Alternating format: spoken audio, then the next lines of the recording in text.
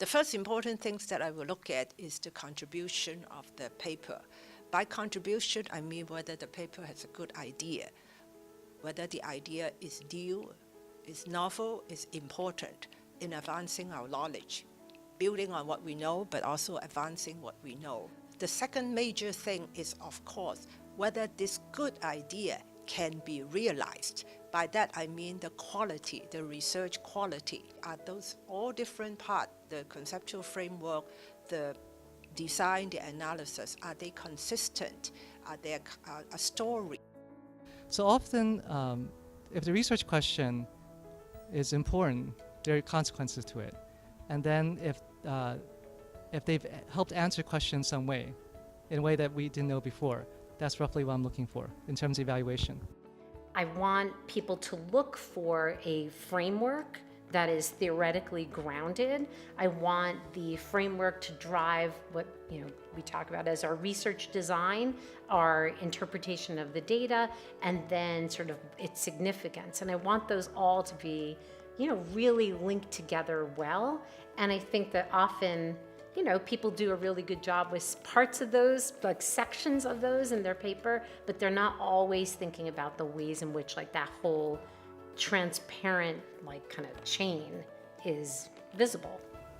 The number one thing I look for in an article is, does it teach me something? Is there something newsworthy here that advances an academic or scholarly conversation?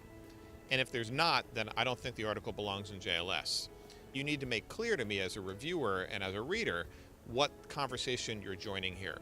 I want to see citations to things that have appeared in the journal before. That's what it means to be part of a conversation.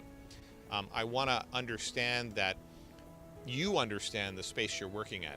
It's not something you feel like you've discovered new for the first time and you're unaware of the intellectual history of the space. I mean, there may be times when you're truly working in new territory, but it's rare.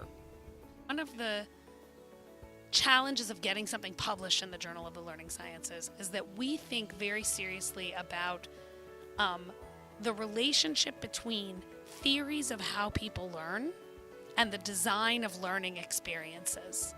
And a good JLS article considers both. One thing is whether it fits the journal, and is it of the caliber and the kind of topic that would meet the requirements for this journal. And then you try to think, does it meet that standard now? Or could it meet that standard if certain qualifications were met? Maybe they need more information on their methodology. Maybe they've missed something in their lit review that would really help bolster their argument for why this is important. Maybe they're not quite sharing enough details in their findings. Or quite often it's the argument, the flow of the argument doesn't quite match.